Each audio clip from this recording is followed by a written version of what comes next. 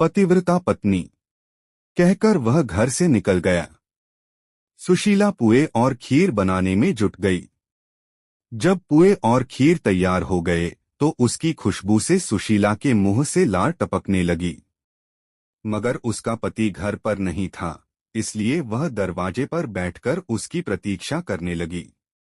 आधा दिन बीतने के बाद उसका पति आया तो उसने कहा, जाओ झटपट स्नान कर लो, पुए और खीर मैंने कब से तैयार कर रखे हैं। पति सुशीला की परीक्षा लेने को आतुर था। वह बोला, तनिक मैं अपने एक मित्र के घर से होकर आता हूं, और फिर घर से चला गया। सुशीला का भूख से बुरा हाल था, मगर वह अपने पति को रोक नहीं सकती थी।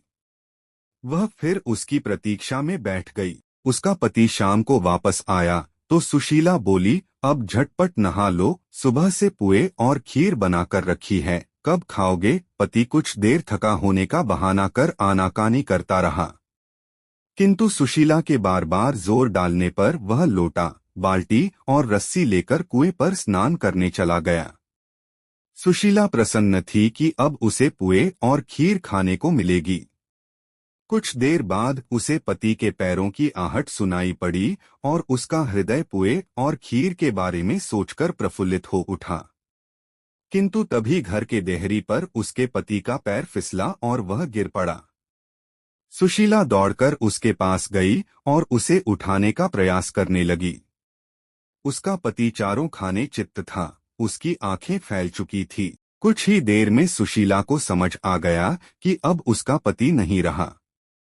उसका हृदय द्रवित हो गया। वह दहाड़ मारकर रोना चाहती थी, तभी उसे पुए और खीर का ध्यान आया, जिसे खाने के लिए वह सुबह से प्रतीक्षारत थी।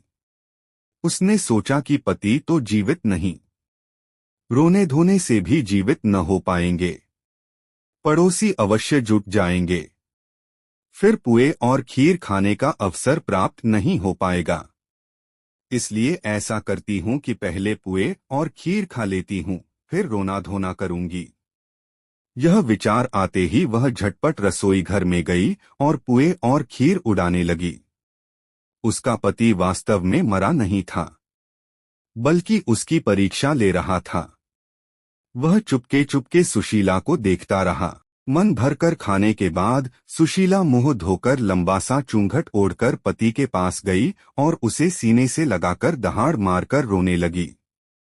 वह कहते चली जा रही थी, यह तुम तो चले परमधाम को, हम हूँ सू कुछ बख्खौ कहो। उसका पति कुछ देर तक उसका नाटक देखता रहा।